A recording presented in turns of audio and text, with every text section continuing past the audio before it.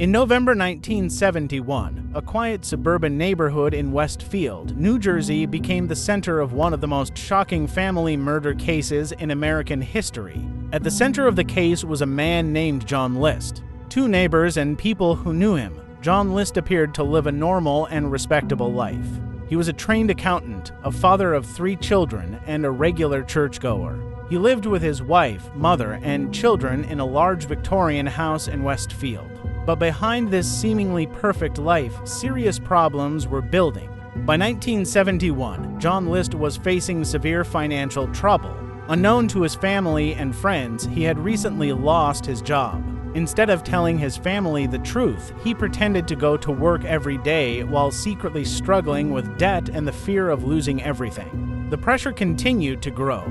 List believed his financial situation had completely destroyed the life he had built. Over time, he began to develop a disturbing belief that his family would be better off without him and the problems surrounding them. Then, on November 9, 1971, John List carried out a plan that would shock the entire country. That morning, he began by targeting members of his own household. Over the course of the day, he killed several members of his family inside the home. After the crimes, List calmly cleaned parts of the house and wrote letters explaining his actions. He even contacted the schools of his children to inform them that the family would be away for several weeks. Before leaving, he turned off the heating system and carefully organized the home. Then he disappeared. For weeks, no one realized what had happened. Eventually, neighbors began to notice something unusual. The house appeared empty, and there was no sign of the family. Authorities were finally called to investigate. When police entered the home in December 1971, they discovered the tragic scene and quickly realized the entire family had been killed. But John List was gone. The case immediately became a nationwide manhunt. Investigators searched for him across the United States, but he had vanished completely.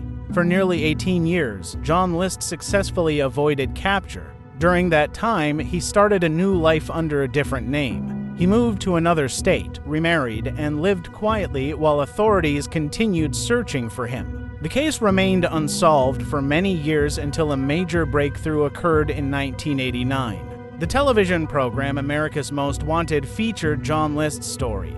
The show included a forensic age-progressed sculpture showing what he might look like nearly 2 decades later. Soon after the broadcast, a viewer recognized the man from the reconstruction. Police received a tip identifying John List living under a new identity in Richmond, Virginia. Authorities moved quickly. In June 1989, officers arrested him after nearly 2 decades on the run. The arrest shocked many people who knew him in his new community. They had believed he was a quiet and ordinary man with no criminal past. Soon after, John List was returned to New Jersey to stand trial. During the trial, prosecutors presented evidence explaining the events that took place in the Westfield house in 1971. The case received major media attention, partly because of the extraordinary length of time List had managed to avoid capture.